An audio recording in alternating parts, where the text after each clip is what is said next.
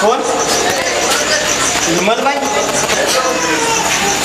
Madhavrao video करून यायचे, आज यायचे आहे. ताई?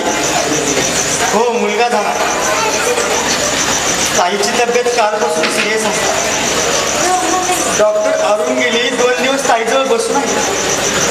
काही निरोप घ्यायचा. नमस्ते.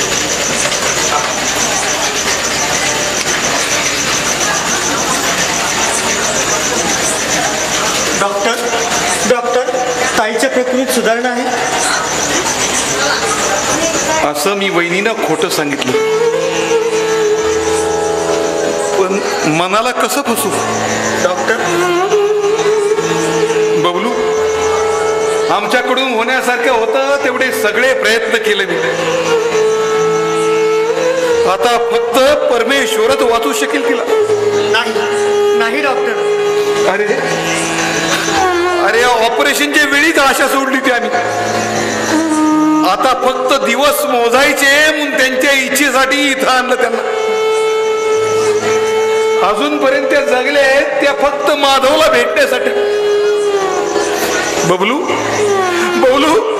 या इच्छाशक्ती पुढं डॉक्टरी शास्त्र सुद्धा पांगळं ठरतं कधी कधी. डॉक्टर, आज माधवराव येणार. आपल्यापैकी कोणी गेलं नाही एअरपोर्टवर. कसं झालं? मलाही जावंसं वाटत नाही. कुठल्याही क्षणी काही होऊ शकत.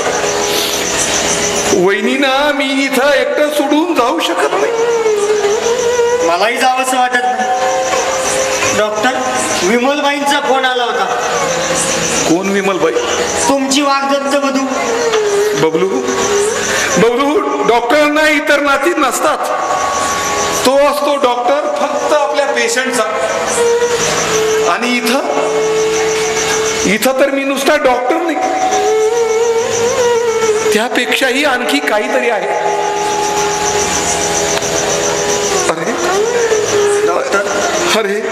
अरे माझ्या विश्वासावर वहिनीनं सोपून माधव फॉरेनला गेलाय. आज माधवनं आल्याबरोबर विचारलं तर त्याला काय जवाब देऊ? तुमच्या हातात आहात तेवढं तुम्ही करता. फक्त डॉक्टरच्या हातात असून काही उपयोगाचं नाही. देवाच्याही मनात असायला हवं.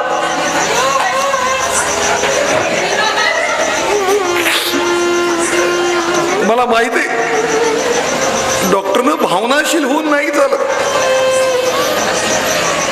पण आफ्टर ऑल डॉक्टर सुद्धा बबलू माणूसच शेवटी ना. डॉक्टर, बबलू, आज वहिनी मला म्हणाल्या आज ते येणार आहेत. मी आज स्नान करू का? खरं म्हणता? हो. तुम्ही परवानगी तर नाही दिली ना? दिली. त्यांचं मन मला मोडता येईना. खूप दिवसांनी प्रफुल्लित दिसल्या वहिनी. स्वतः विनीफणी केली, कपाटातून दागिने काढून घेतले, नवी साडी नेसल्या. खरं म्हणता? आणि मला म्हणाल्या भाऊजी ही साडी तुम्ही ओळखली? होय, ओळखली होती मी ती साडी. हीच साडी नेसल्या होत्या त्या. माधव त्यांना पाहायला गेला होता त्या दिवशी. मी होतो त्याच्याबरोबर. त्यांना त्याची आठवण झाली असेल. हा संसार माझ्या हाताने मीच सजून दिला. म्हणून आज त्या मला म्हणाल्या. काय म्हणाल्या भाऊजी आता हे आले ना म्हणजे आम्ही दोघं तुमचा नवा संसार उभारणार आहोत. बबलू, दैव कधी कधी माणसाची क्रूर चेष्टा करतात अशी. डॉक्टर, आणि त्यांचं हे वागणं पाहिलं की असं वाटतं खरंच काय यांना सारं समजलंय आणि म्हणून ह्या नाटक का करतायत आमच्या समाधानासाठी.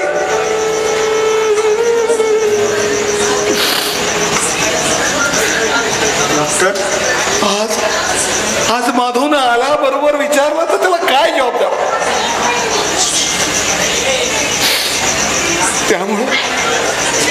त्यामुळे विमानतळावर सुद्धा माधवला आणायला जाता गेलं नाही. वहिनीना इथं एकटं सोडून जाऊ शकत नाही.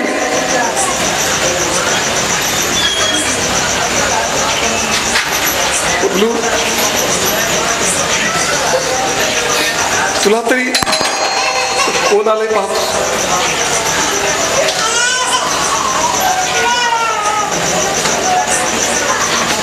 Good evening YouTube. अरे गुड इव्हनिंग एव्हरीबडी. अरे फॉरेनहून आलं ना मराठीत बोलायला कसं तरीच वाटतं. हा अरे काय सांगू, तू तिथे नव्हतास ना तेव्हा एवढा वैतागलो होतो ना मी. अरे प्रत्येक गोष्ट स्वतःची स्वतः करून घ्यायची. स्वावलंबन.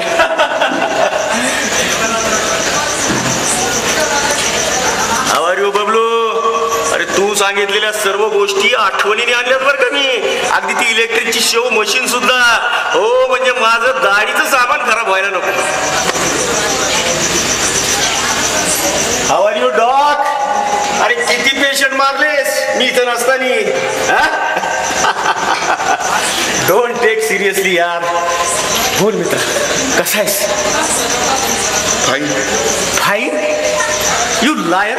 आठवतो तू पत्रात काय लिहिलं होतंस?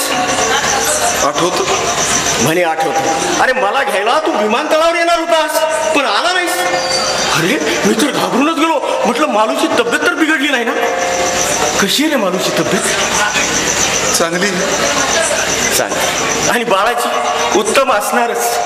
अरे काय सांगू तुला, मला मुलगा झाल्याची आणि मला ती सुखरूप असल्याची तुझी तार मला मिळाली आणि मी एवढा वेड्यासारखं त्या लंडनच्या रस्त्यावर धावत सुटलो. वाटलं भेटेल त्याला सांगावं, आय एम प्राऊड फादर.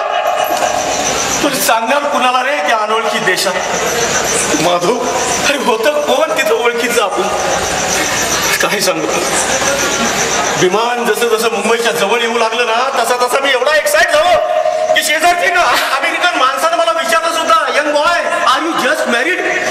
मी त्याला काही उत्तर दिलं नाही. मी वाट पाहत होतो विमानतळावर विमान उतरण्याची. खिडकीतून मी पाहिलं सुद्धा समोर कोणी तुम्ही दिसताय का? शिडीवरून उतरताना मी हातही हलवला पण तुम्ही कोणी दिसलाच नाही. मालूला वाऱ्याचा त्रास होईल म्हणून मालू आली नसावी अशी मी स्वतःची समजूत करून घेतली. पण तू यायला हवं होतंस यार. अरे मित्रा, परदेशातून आल्यावर आपल्या भूमीवर पाय ठेवताना मित्राच्या हाताचा केवढा आधार असतो. I am sorry Madhav.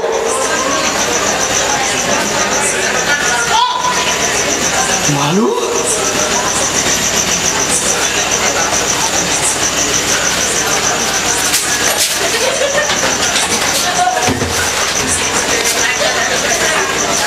याच साठी गेला होता अट्टहास. शेवटचा दिवस गोडवा, भेटीचा दिवस गोडवा. तुला आठवत मला विमानतळावर सोडवायला तुम्ही तिघे जण आला होता, तू, बबलू आणि अरुण. विमानात जाऊन बसण्याचा इशारा होईपर्यंत तू माझा हात हातात घट्ट धरून बसली. मी विमानात जायला निघालो. अर्ध्या वाटेत गेल्यावर मागे वळून पाहिलं, कुणीच दिसेना. कसं दिसणार? डोळ्यात अश्रूचं धुकं दाटलं होतं. ते अश्रू मी पुसले नाही, जपून ठेवले. परदेशातल्या एकांतात प्रत्येक क्षणी एक एक अश्रू मोजत होतो मी. कुणास ठाऊक अश्रू लवकर संपले की दिवस.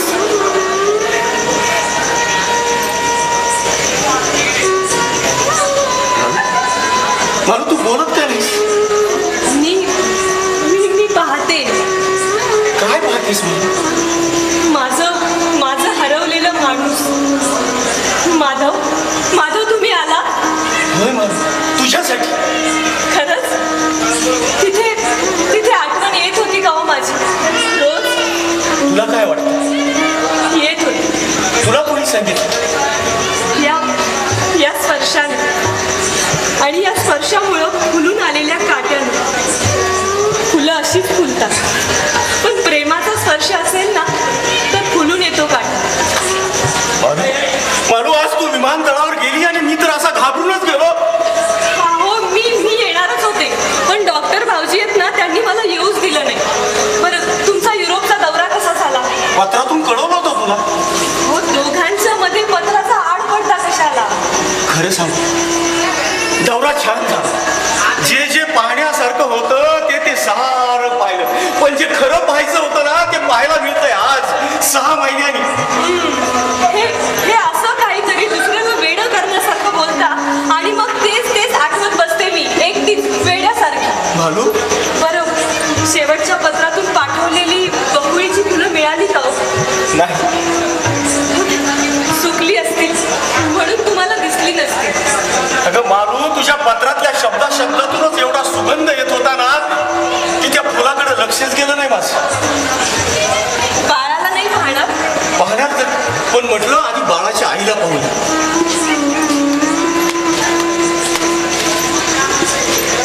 गाढ झोपलाय ग बाळ, त्याला नंतर घे. अगं लहान मुलाला असं झोपेतून उठू नये. माझं एक ऐकाल? विचार की. माधव, माझ्यावर करता एवढंच प्रेम माझ्या बाळावर कराल ना, त्याला अंतर तर नाही ना देणार? अगं अंतर राहिलंय कुठं दोघात, आणि आता काळजीच कशाची? सारं काही मनासारखं झालंय. अहो, माझ्याबद्दल काळजी नाही जो मला काळजी वाटते तुमच्याबद्दल. अगदी मुलाहून मूल आहात तुम्ही. अंघोळ करताना टॉवेल सुद्धा मीच द्यावा लागतो. जेवताना समोर बसून जेवू घालावं लागतं.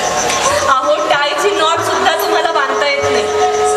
होय मालू, अगं तुझ्याशिवाय ते 6 महिने मी कसे काढले ते माझी मलाच ठाऊक.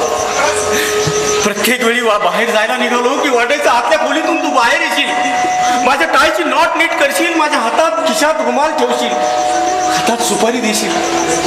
पण सारे भास हवेसे वाटणारे.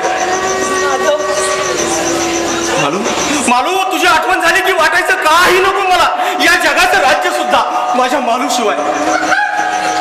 हेच ऐकायचं होतं मला.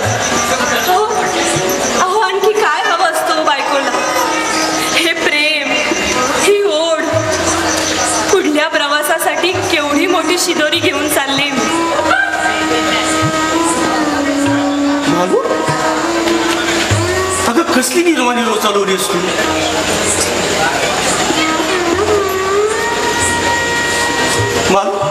मालू, अगं काय पाहतेस? माझा संसार, माझा स्वर्ग. अहो, स्वर्गच आहे हा माझा. फक्त 7 पावलं चालून मिळालेला.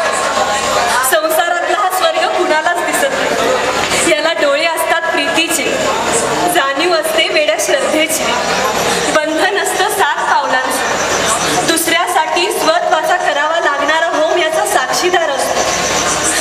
आणि यासाठी सर्वस्व वाहिलेला जीव जन्मोजन्मीचा जोडीदार असतो.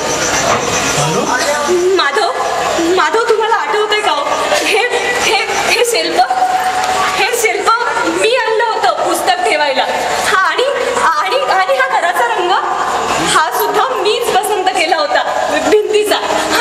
आणि हे स्केच हे तुम्ही आणलं होतं लग्नाच्या वाढदिवशी. तुम्हाला आठवतंय का? आणि हा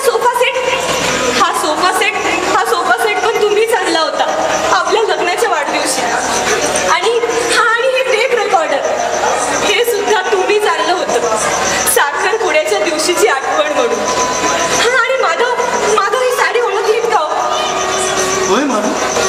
तुम्ही मला पाहायला आला होतात ना, त्या दिवशी नेसली होती. त्यानंतर आज घडी मोडली. आणि ही अंगठी ओळखलीत का? वाघ निश्चयाच्या दिवशी खोलीत कुणी नाही ना असं पाहून तुम्ही घातली होती माझ्या बोटात. आठवतंय? साला आठवतोय, पण या साऱ्या आठवणी आजच कशाला? तुमच्यासाठी नाही हो, माझ्यासाठीच आठवते. माधव, मला एक वचन द्या. कसलं वचन? आधी वचन द्या, मग सांगेन. दिलं वचन. बोल, झालं समज. माझ्यानंतर हे घर सुनं नाही ठेवायचं. मालू, मी नसले म्हणून दुःख नाही करायचं. बाळाला दुसरी आई आणायची, त्याच्यावर आईसारखं प्रेम करणारी आणाल ना? मालू, आपण झालं तरी काय तुला आज? काही नाही, हलकं वाटतंय आज. मोर पिसासारखा हलका झालाय देव. वाटतं वाऱ्याचा एखादा झोक आला ना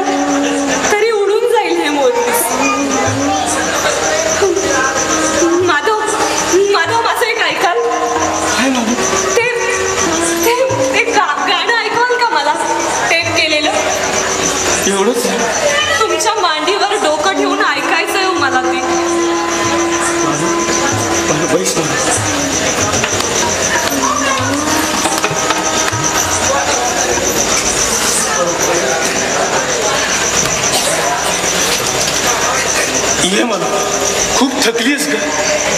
हो माधव, खूप खूप थकले हो. वाटतं असं झोपून राहावं, कधीच न जागं होण्यासाठी. Madhu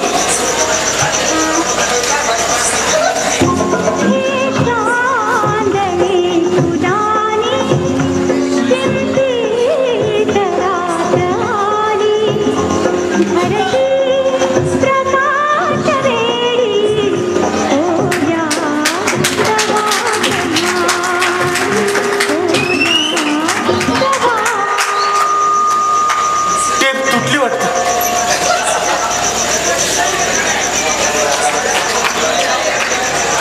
Malu Malu Malu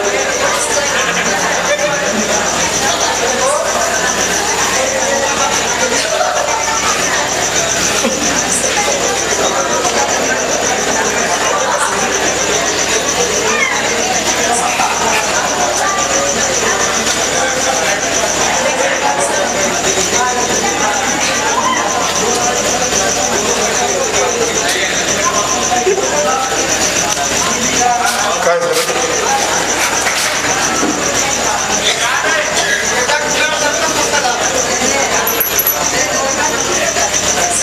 You are late, doctor. उशीर झाला तुला. I am sorry, Mama.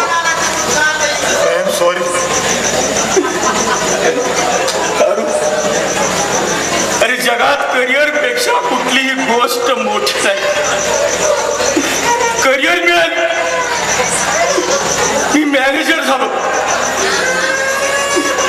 पण जिच्या करता ही धडपड केली तीच गेली नाही. माधव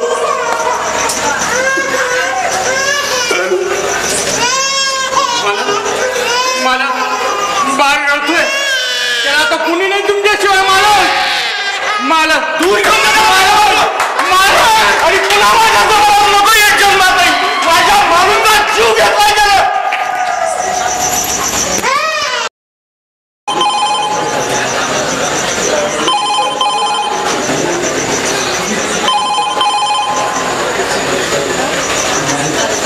हॅलो, हा तू बोलतोय.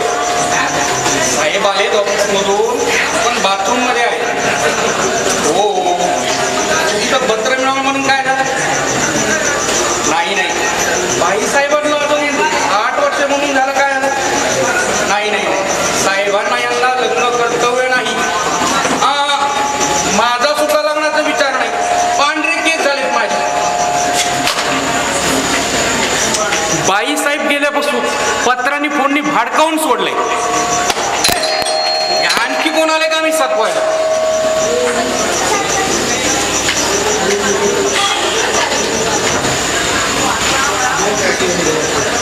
नमस्कार. नमस्कार. माझं नाव कीर्तिकर. मी मुद्दाम आलोय नगरहून. इतक्या दुरून आला तेव्हा बसा.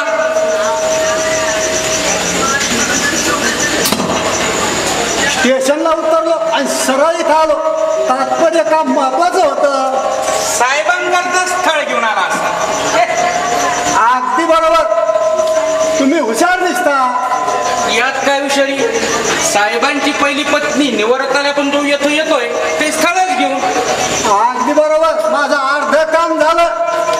विमलबाईंनी दिला मला हा पत्ता. हा, विमलबाई, डॉक्टर गाजच्या पत्नी. हो हो, त्यांचा आमचा घरोबा. त्याही इथं येणार म्हणाल्या. स्थळाबद्दल शंका नसावी. पण साहेबांना पुन्हा लग्न करायचं नाही. अहो, विश्वामित्राची तपश्चर्या टिकली नाही. तात्पर्य तुमची मुलगी मेनके सारखी आहे का? अहो, मेनक्यासारखी काय? नावच तिचं मेनका आहे. मग तिच्या मुलीचं नाव आतापासून नक्की करा, हरकत नाही. शकुंतला. तात्पर्य तुम्ही विनोदी दिसता. बरं ते जाऊ द्या. तुमचे साहेब लग्नाला का बरं तयार नाही? कारण साहेबांचं पहिल्या बायकोत फार प्रेम होतं. हो, कळतंय या फोटोवरून. पण आमच्या घरी पंडित नेहरू, लालबहादूर शास्त्री यांचे फोटो तर आहेतच. मग इंदिराजींना आमचा विरोध कशाला हवा? तात्पर्य फोटो वेगळा आणि निष्ठा वेगळी.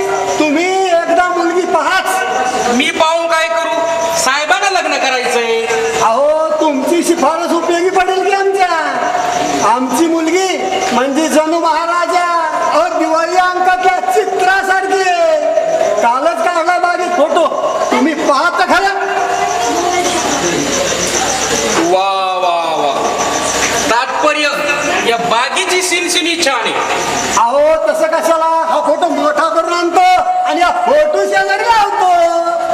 साहेबांना खरा फरूक बनवून येईल ते जाऊ द्या, शिक्षण वगैरे कितपर्यंत झालंय?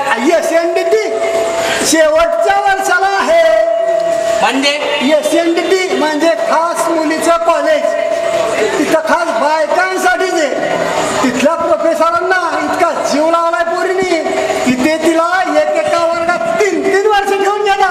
तात्पर्य तुमची मुलगी प्रेमळ आणि लाजवी आहे. अहो घर कामात तर एवढी एक्सपर्ट आहे, इथं आली तर तासाभरात सर्व साफ करेल. मुलगी कामाची आहे म्हणजे उंची वगैरे किती आहे? कुठंच बसल्याची कल्पना येत नाही हो. अहो असेल 5 फूट 3 इंच.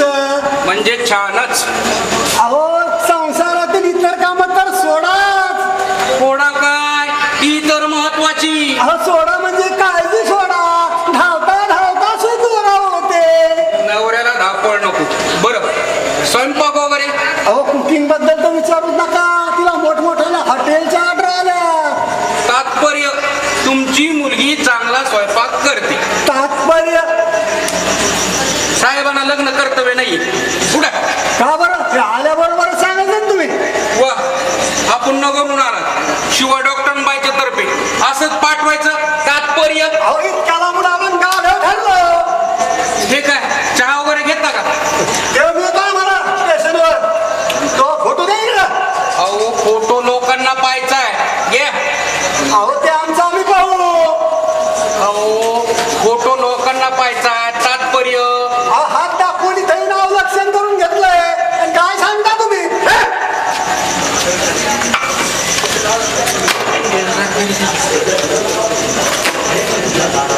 कोणाला होतं रे बिटू? कोणाशी बोलत होतास? हे कीर्तिकर म्हणून कोणी आले होते लग्नासाठी स्थळ घेऊन, होय ना? हो, मी त्यांना पिटाळलं. मला गेले 8 वर्ष झाले हेच करतोय. मला वाटतं तुम्ही लग्न करावं. का तुझ्या माहितीत कोणी आहे? मला असं एकलकोंड आयुष्य किती दिवस काढणार? आयुष्याचं शेवटचं पान उलटेपर्यंत बिटू मी किती प्रयत्न केला तरी मालूला विसरू शकत नाही. मला तुम्हाला बायको नको असेल पण बाळाला, राजेशला आई हवी आहे. किती वेळा सांगितलं रे त्या पोराचं नाव माझ्या समोर गाडीत जाऊ नकोस म्हणून. तुमचं नाव लावतो तो, त्याचं नाव काढून कसं चालेल? हो, दृष्ट लागण्यासारखं सुरेख पोर, नाहीच सुख आणि बापाची माया. अरे बिटू मला हे कळत का नाही? पण त्या पोराला समोर पाहिलं की मला आठवण येते मालूची. मालू त्याच्यामुळं हे जग सोडून निघून गेली याची सतत मला टोचली लागते. मालक हो, फुल फुलताना वेल सुकून गेली मुकुलाचा चिठ्ठा करायचा. गेले 8 वर्ष झाले बबलूकडे आहे तो. मग त्यात काय झालं? हो, ती मास्तरीन चांगली आहे म्हणून ठेवून घेतली आहेत दिवस. त्यांचाही संसार आहे की. हे बघ, त्याबद्दल पैसे देतो मी त्यांना. शिवाय शाळेची फीस, कपडे, लत्ते, इतर सर्व खर्च मीच करतोय. हे काही नाही देता, नुसतं प्रेम दिलं असतं तर पोरग सुखात राहिलं असतं इथं. अरे पण तुझ्या समाधानासाठी येऊन राहतोच की तो शनिवार रविवार इथे. राहतो एखाद्या घाबरल्या कोकरासारखा. तुम्ही सांगा कधी जवळ घेतलं, प्रेमाने एक शब्द बोलला, प्रत्येक वेळी हिडीपिडी सरक करत आला तरी ते पोरग तुमचं ध्यास घेऊन बसलं. इथं आलं तर जायला तयार होत नाही. त्याच्या मामाच्या घरी तुमचं फोटो घेऊन वेड्यासारखं बोलत बसतंय. हो मालक, या कोळ्या वेळात त्याला प्रेम न भेटलं तर पोरग सुकून जाईल. बाईसाहेबांना बरं वाटत असेल. आपला एकुलता एक मुलगा दुसऱ्यांच्या घरी वाटतो ते पाहून त्यांना फार सुखी वाटत असेल. विठू रागवला. नोकर माणसाला उठा ठेवावी कशाला? दुसऱ्यांच्या संसाराची. दुसऱ्याचा संसार? विठू माझ्या लग्नाच्या अगोदर पासून तू या घरात आहेस. तुला आठव, मी अरुण मालतीला पाहून आलो आणि दुसऱ्या दिवशी ती मंडळी माझा निर्णय ऐकायला आली तेव्हा त्यांना मी काय सांगितलं? मालक, विठूला मुलगी पसंत पडली तरच हे लग्न होईल. आणि ती मंडळी तुला मुलगी दाखवायला घरी घेऊन गेली. मी परत धावत आणि म्हणालो लक्ष्मीच घरी येते आपल्या.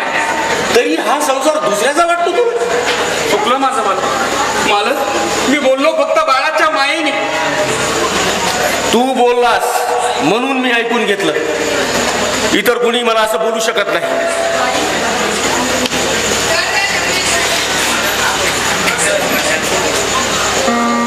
मारू, अगं तू तरी मला समजावून घे. बाळाला अंतर देणार नाही म्हणून मी तुला वचन दिलं होतं. मी नाही पाळू शकलो ते. मला नाही पाळता आलं. तू तरी कुठं पाळलंच ग मला दिलेलं वचन. गेली सोडून अर्ध्यावर.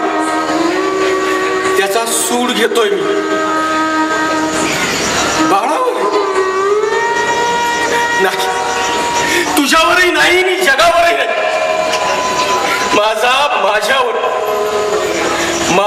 माझ्यावर सूड घेतोय.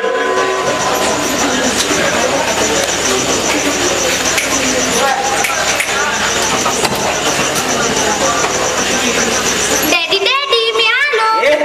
किती वेळा सांगितलं ना अंगझाटी लिहायचं नको म्हणून. Sorry daddy. आणि हे काय तू एकटाच कसा? हो, रस्ता क्रॉस करताना की नाही खूप मजा आली. माझं हे पुस्तक रस्त्यामध्ये पडलं आणि मी ते उचलू लागलो. एवढी गंमत आली. किती गाड्या थांबल्या होत्या. त्यातल्या एका गाडीवाल्या बाईनं मला गाडीतून इथपर्यंत सोडलं. मी म्हणाली काय म्हणाली? म्हणाली असा एकटा क्रॉस करू नकोस रस्ता. मी म्हणाली इथं कोण राहतं? मी म्हटलं माझे डॅडी. तेव्हा ती म्हणाली मी येऊन सांगते तुझ्या डॅडींना. मी म्हणालो नको नको तुम्ही येऊ नका. माझे डॅडी माझ्यावर रागवतात. तुमच्यावरही रागवतील. आणि हे बॅग आणि दप्तर घेऊन इथं कशाला आलास? राहायला कायमचा. डॅडी आमच्या वर्गातली की नाही सगळी मुलं डॅडींकडे राहतात. डॅडी त्यांना सोडायला येतात स्कूलमध्ये. मी मात्र एकटाच जातो. म्हणून ती मला चिडवतात. म्हणतात तुम्ही माझे डॅडीच नाही, तुम्ही मला विकत घेतले मापटभर धान्य देऊन. उद्या बोलवणार मी त्यांना इथं कशाला? फार हुशारी दाखवतात आपापल्या डॅडींची घरची. त्यांना दाखवणार मी आपली मोटार, आपला बंगला आणि तुम्हाला पण दाखवणार आणि विचारणार आहेत कुणाची डॅडी माझ्या डॅडी सारखी सुंदर?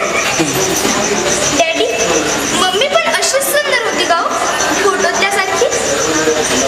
तुला कशाला हवेत रे चौकशा? जा आतमध्ये जाऊन बिटूकडे जाऊन कपडे बदल. मी नाही. बिटूला सोडता येत नाही नोट. तुम्ही सोडा नाही नोट टाळायची. राजू बा, बिटू याला घेऊन जा बाबा आणि त्या बबलूला फोन करून बोलव आणि त्याच्यासोबत पाठवून दे त्याला. जा. डॅडी मी नाही जाणार मामा बरोबर. मी इथंच राहणार.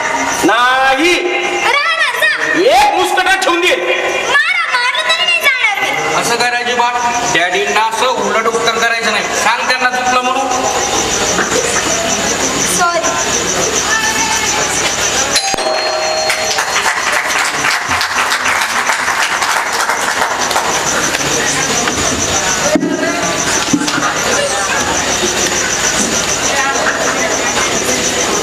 कोण बबिता? आमचे हे आलेत का हो इथं? नाही मीच त्याला बोलवून पाठवणार होतो. छान. अहो मी त्यांना 1 तासापूर्वीच पोलीस स्टेशनवरती पाठवलं होतं. ते कशाला? सकाळी मी शिकवणी करून घरी आले. घरात राजूबाई काही दिसेना म्हणून इथं फोन केला. पण बिटून इथं आला नाही म्हणून सांगितलं. म्हणून वाट पाहून त्यांना पोलीस स्टेशनवरती पाठवलं आणि मी इथं आले तुम्हाला राजेश बद्दल सांगायला. अहो राजेश इथे झालाय आता. सुटले बाई. म्हटलं आमच्यावर काय हे अक्षर येतं कुणास ठाऊक. दुसऱ्यांची मुलं सांभाळणं म्हणजे केवढी जबाबदारी. आता आणखी एक जबाबदारी ती कसली हो? यांना शोधण्याची. अहो त्याची कशाला काळजी करता? येईल की तो तुमच्या धाकानं. टाका ना. हो, काही झालं तरी तुमचा तो विद्यार्थी. बरं ते जाऊ दे. राजूबा कुठे? आत आहे. राजूबा, ए राजूबा.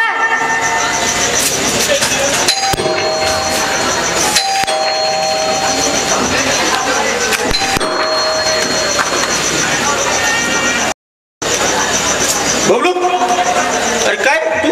छे अगदी थकून गेलाय बघा. करे काय झालं? अहो दोनदा पोलीस स्टेशनवर जावं लागलं. दोनदा? ते कशाला? एकदा राजेश हरवलाय म्हणून सांगायला, दुसऱ्यांदा बायको हरवली म्हणून सांगायला. आता परत कुठं जाऊ नकोस, नाही तर त्या बबिताला पोलीस स्टेशनवर जावं लागेल नवरा हरवलाय म्हणून तक्रार करायला. म्हणजे अरे ती दोघं इथं झाली आता.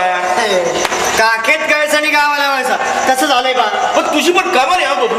राजेशला असं एकटं कसं सोडलंस तू? अहो विचारलं कुठे त्याने? ही घरी नव्हती म्हणून मी समोर सिगरेट आणायला गेलो. येऊन पाहत सॉरी गायब. कधी आला इथं? आता झाला बॅग आणि दप्तर घेऊन. त्याला सारखं हट्ट चालला होता कायम तिथे राहायला येणार म्हणून. आता आला. न कळता पळून आला गुलाम. आता आला ते आला. पुन्हा असं होऊ देऊ नकोस. आणि आता जाताना बरोबर घेऊन जा त्याला. ते काही शक्य नाहीये. का पैसे कमी पडतात? अहो प्रश्न काही पैशाचा नाहीये. आमचाही संसार आहेच की आम्हाला. त्यातून तुम्ही सांगा हो.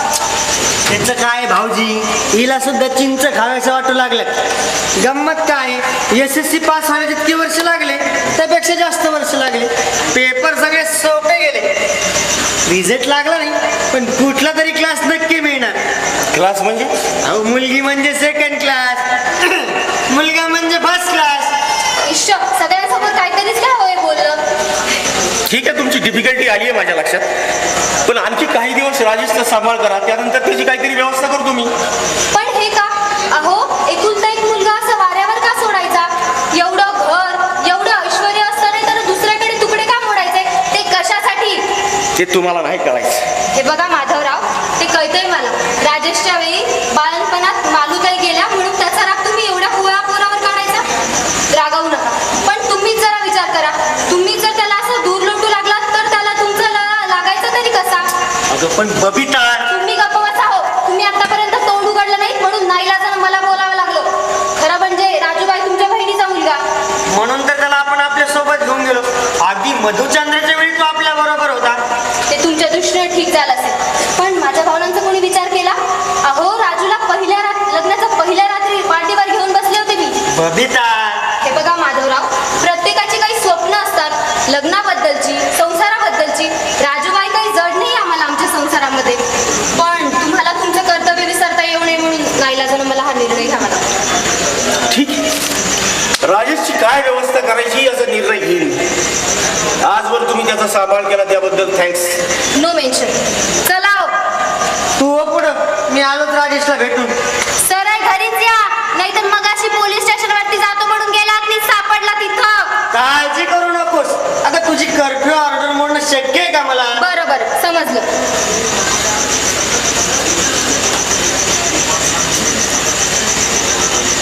माधवराव, तिचं काही मनावर घेऊ नका. मी तरी काय करणार? तिच्या पुढे माझंही काही चालत नाही. अहो जागा तिची, पगार तिचा, फक्त आडनाव माझं JP पदवीसारखं सही करण्यापुरता उपयोग. असं म्हणतोस? काय करणार? किती झाली तर ती माझी मास्तरीण होती. अहो तुम्हाला सांगतो, ती अजूनही बाहेरून घरी आली की मी इथून उभा राहतो. अजून? अहो लेखी परीक्षेला सोडा, तोंडी परीक्षेला अजून घाबरतो मी. लग्नाच्या आदल्या दिवशीपर्यंत तिची शिकवणी सुरू होती. लग्नात तर तिने कमालच केली. कसली रे? अहो बड्जीपेक्षा हिच्या सूचना, नीट उभे राहा, इकडे तिकडे पाहू नका.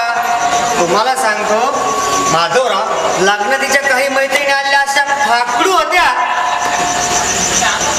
म्हणूनच म्हणाले इकडे तिकडे पाहत जाऊ नका म्हणून. तू का बरं झालीस? माझ्या पाठीमागं माझ्याविषयी काय बोलतायत ना ते ऐकायला आलीये. पाठीमागून ऐकणाऱ्याला स्वतःची निंदाच ऐकत असते. ते ठाऊके मला. म्हणूनच मुद्दामच ही पर्स इथे ठेवून गेले होते. तीच न्यायला आली. आणि बरं का माधवराव, लग्नात यांचं लक्ष माझ्याकडे नव्हतंच म्हणून आता कशी सांगत होते की लग्नात आलेल्या पोरी कशा फाकडू होत्या काय? म्हणून काय अंतर वाट्यामध्ये हात काढून चिमटा काढायचा. आणि बरं का माधवराव, लग्नात तिने कमालच केली. भटजीच्या ऐवजी हीच सावधान म्हणाली. मी घाबरून भटजीच्या गळ्यातच मार घातली. एवढंच? आणखी काही राहिलं असेल तर पहा. आणि बरं का माधवराव, लग्नाच्या पहिल्या रात्री झोपेतून दचकून जागी झाली. मला शेजारी पाहून म्हणाली, स्टँड अप अँड एक्सपेक्ट. अपरात्री तुम्ही माझ्या खोलीत कसे? हसता काय? चला घरी बरोबर जाऊया. चल, हरवण्याची भीती नाही. तुम्हाला सांगतो, मास्तरीशी लग्न केलं की नवरा उठतो केवळ प्रयोगी अवयव. पण मी चलतो म्हणून केव्हाच इथंच थांबलाय. चला घरी जाऊया. चल. हल्ली बायका मोठ्या पर्सात का वापरू लागल्या हे कळून आलं मला. का? वेळ प्रसंगी नवऱ्याला त्यात घालून येत म्हणून. चला तुम्हाला पर्स मध्ये घालूनच घेऊन जाते.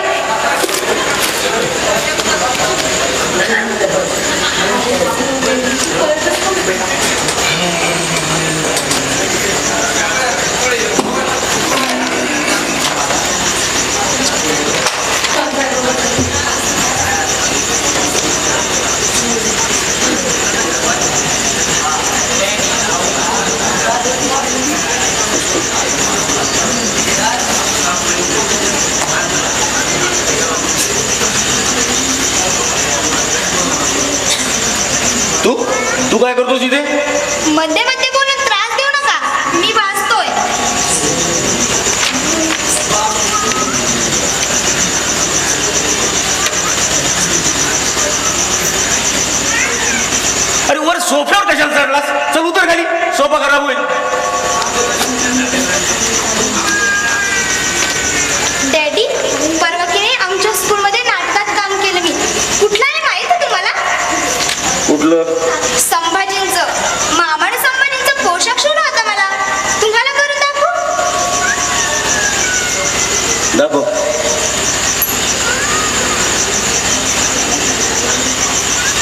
सृष्टीची उद्धा पालत तर झाली नाही ना? मुंग्यांनी मेरू पर्वत तर गिळला नाही ना? वडवादनानं समुद्र तर जाळला नाही ना? मग आम्हीच असे कमनशिबी कसे की समशेरीचे सिकंदर निचपून नालायकाची गत कापाळी यावी. जीवा हुकलास, भले भरडलेस, खोटे कंठी धरलेस.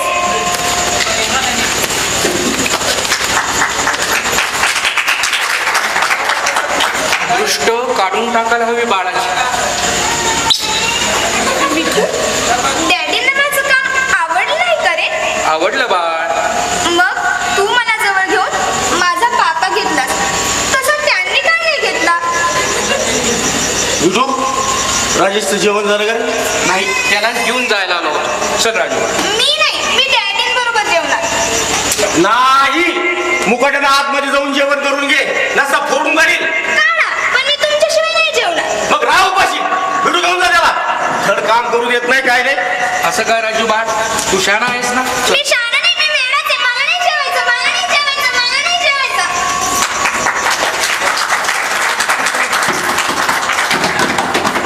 ओय, सॉरी बा. विठू, काय झालं रे?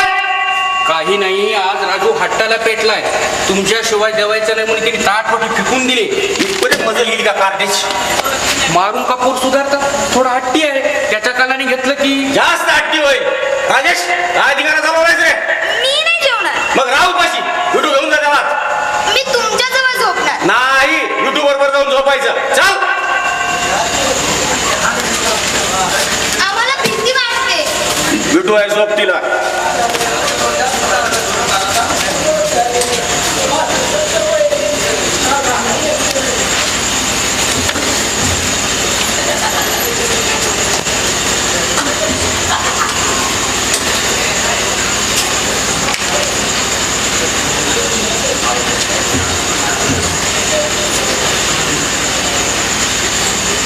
अरे, तू पुन्हा आलास? मला झोप येत नाही गोष्ट ऐकल्याशिवाय. विठूला सांग मग. त्याला येत नाही. डॅडी, या पुस्तकात राक्षसाची गोष्ट आहे का हो? नाही, तू जा पाहू इथून. मग तुम्ही दुसरी गोष्ट सांगा. बबलू मामा रोज रात्री झोपण्यापूर्वी गोष्ट सांगायचं मला. मग जा त्याच्याकडे जाऊन राहा. धड काम करू देत नाही, डोकं दुखायला लागलं माझं. डॅडी, मी तुमचं डोकं चेपू? मामाचं कपा दुखायला लागलं की मामी चेपायची. माझी मम्मी असती तर चेपलं असतं ती. राजू, मम्मीची आठवण झाली. विठू, हे विठू, अरे हा पुन्हा इथं आलाय. याला घेऊन जा पाहू. डॅडी, मी नाही झोपणार विठू बरोबर. मी काय बोलणार नाही, इथून नुसतं बसून राहील. नाही, जा विठू सोबत गुपचूप. तू असं ऐकायचं नाहीस. चल चलो आत मध्ये. चल हो. आणि पुन्हा बाहेर आलास तर का बघा.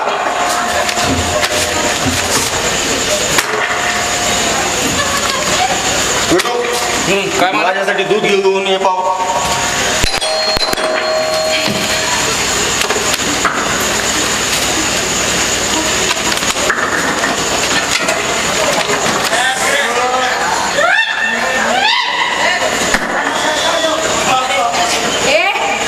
बघत काय उभा राहिलास रे वेदयासारखा? You are madder the creature. डॅडीला सुद्धा नाही हे असले नोकर कुठून मिळतात कुणास ठाऊक. उचल ते सामान आणि आत घेऊन ये. चाल. कोण हवंय आपल्याला? ओ, तुला कशाला हव्या तरी चौकशा? You are madder the creature. उचल ते सामान आणि आत घेऊन ये. चाल. विठू, कोण आलंय रे? हे कोण बोललं? डॅडीचं सेक्रेटरी वाटतं. काय हो secretary?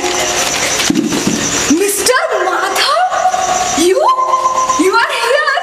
Oh, I can't imagine. But it's fact, Miss Lena.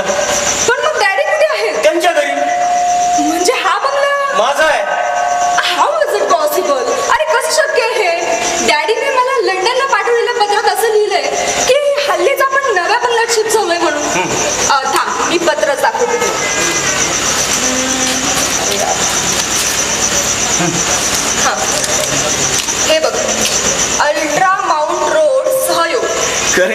या बंगल्याचं नाव आहे Suyog. How funny, not the name but this situation. अगं या दोन नावात एवढं साधर्म आहे ना, पोस्टमन सुद्धा बऱ्याच वेळा गोंधळतो. तुझ्या वडिलाचा बंगला याच रस्त्यावर जरा पुढे आहे. तू बस ना, तू कधी आली लंडनवरून? अरे आजच डॅडीला तार केली होती पण ते काही आलेच नाही, म्हणून टॅक्सी गेली आणि मीच निघाली. But what a coincidence. मला वाटतं आपण 8 वर्षापूर्वी लंडन मध्ये भेटलो होतो. राईट राईट, मला वाटतं कुठल्या तरी शोचं प्रीमियर होतं राईट. हो, माझ्याकडे तिकीट नव्हतं आणि तुमच्याकडे एक्स्ट्रा असलेलं तिकीट तुम्ही मला दिलं होतं. पैसे घेतले नाहीत त्याचे. पण ते फुकट मिळालेलं तिकीट मला महागात पडलं असं वाटत नाहीये का? त्यानंतर बरेच वेळा भेटलो नाही आपण. त्यानंतरच्या दुसऱ्या भेटीत मला हे कळलं होतं की तुम्ही माझ्या डॅडींच्या ऑफिसमध्ये. हा राईट राईट, मला वाटतं त्या पिकेंडी स्क्वेअरला शॉपिंग करत असताना तुला गोष्ट बोललोय मी. You still remember? का शंका आहे? नाही, पण 8 वर्षापूर्वी काही काय घडलेलं ते लक्षात राहिलं तुमच्या. लीना, आज तू अचानक आली. मला खरंच वाटत नाही. वाटतं की 8 वर्षाचा काळ कुठेतरी दडून बसला होता स्वप्नाच्या पंखाखाली. माधव, असंच काहीतरी बोलून ना वेड करता तुम्ही दुसऱ्यांना.